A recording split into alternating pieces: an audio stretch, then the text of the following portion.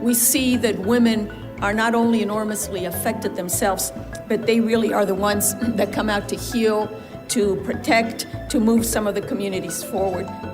What this really represents is how large the wealth of our nation is, how huge it is, that even with 1% of it, we can do so much around the world.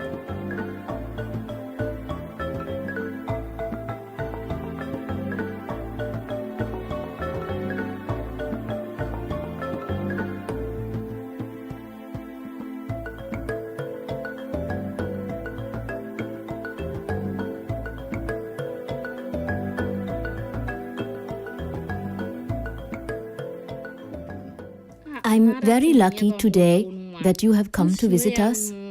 I can even say that I'm blessed because I think you are the right person I really needed to talk to.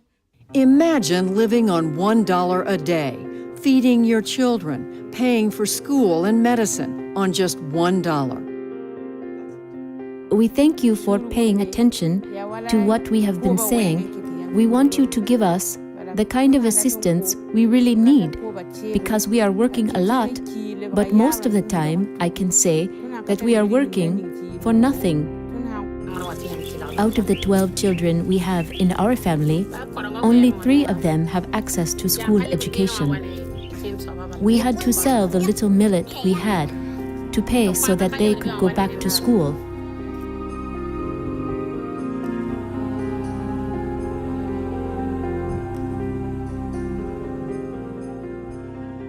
After the first day or so, I was sort of getting uncomfortable. I started to look at food in a different way, sort of what it felt like to watch somebody else eat a full meal and I couldn't have it. I started to think about, shoes. Well, I've got one pair of shoes. What if they break? How am I going to walk through the fields? Just things like that. What if I got sick? What if I had to stop working so that I could afford medicine, but I don't have any money because I'm not working? I mean, it's sort of the binds and these hard, tough choices that women have to live with every day. The majority of those who do this are women and girls. Right now, our country's investments in women globally are tiny. Less than 1% of the U.S. budget goes toward international affairs as a whole, and only a small slice of that reaches women. Women Thrive Worldwide works to make women a key focus of our country's international efforts. It listens to women and men, asks them what kinds of investments they need, and proposes policy solutions that reflect those needs. We need now to move beyond the special projects for women, the special initiatives and the special funds. We need to bring women from the very special periphery to the center of everything that our government is doing and moving into the world. So there's a lot of reasons why I got really passionate about the importance of investing in women and girls and in local communities, and that Americans needed to understand them, not come down with a formula to tell them what to do. Rather, listen to them and then with them organize some way that you can have an impact. Having some people from far away share your difficulties is something that is very rare. For me, it is very important to help women because the women will not eat alone. She will always think of her children and even her husband. So helping women is helping the whole family because the women are the cornerstone of the family. I can say that the Women's Association has helped my family and me a lot. For example, the money that they get from their gardening activities are used for the family expenses. That contribution is really great for me because alone, I'm not sure I will be able to satisfy my family needs. And we believe that the country never truly prospered without the contribution of its female population.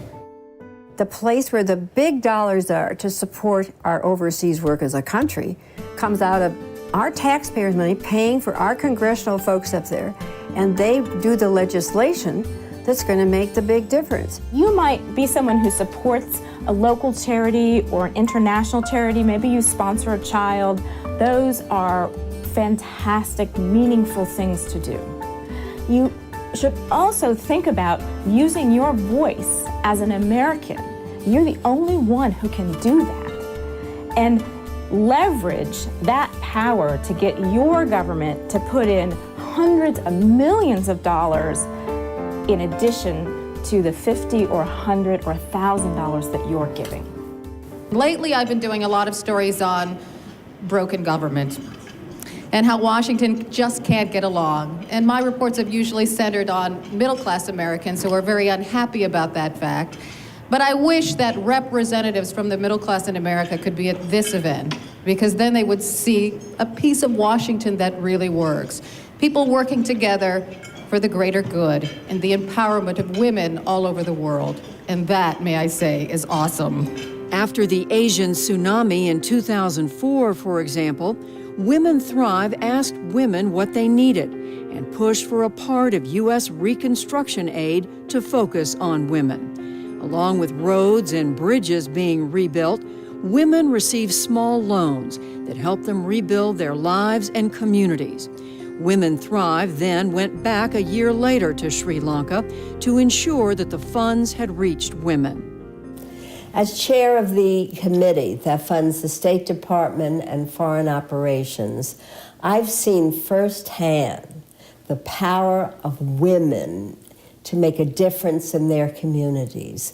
We have an obligation, as we're planning our entire foreign aid budget, to consider gender and make sure that women are part of our goals.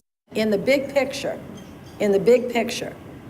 when a woman has 8 children, or 6 children, or 10 children, or 2 children, it's hard to help her get up if you don't have an idea in your head about what she's going through to try to lift those children with her.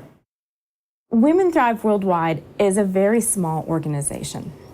We have a tight budget, we've got a crackerjack staff, and when we find the right solutions, we know exactly who in Washington to take those ideas to make them happen. And having Women Thrive visit members' office, talk to them about priorities can make an extraordinary difference in building support for foreign aid.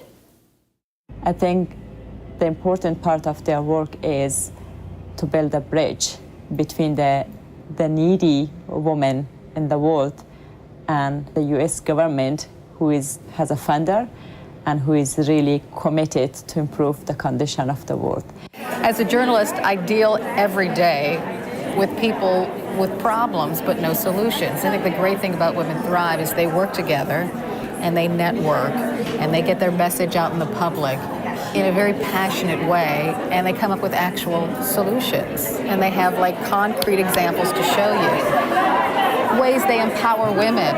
And I just think that's fantastic. Women Thrive also works with local women's groups to help them be better advocates with their own governments and with U.S. aid programs in their country.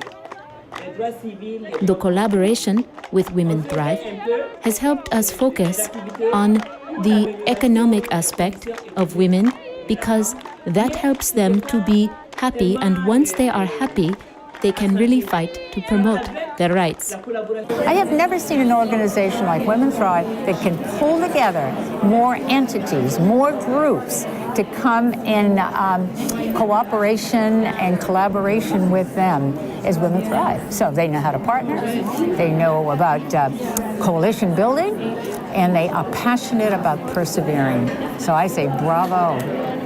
This is our time. So my message is, ask for more than you ever thought possible. Don't be shy about what you're asking for. If we don't ask for it, these children and women won't get it. It makes me just want to work much harder. This picture is a picture that I love to work for every day, and this is the faces of the girls that we have to remember in our minds. This is the moment. This is the moment where we can really do development right.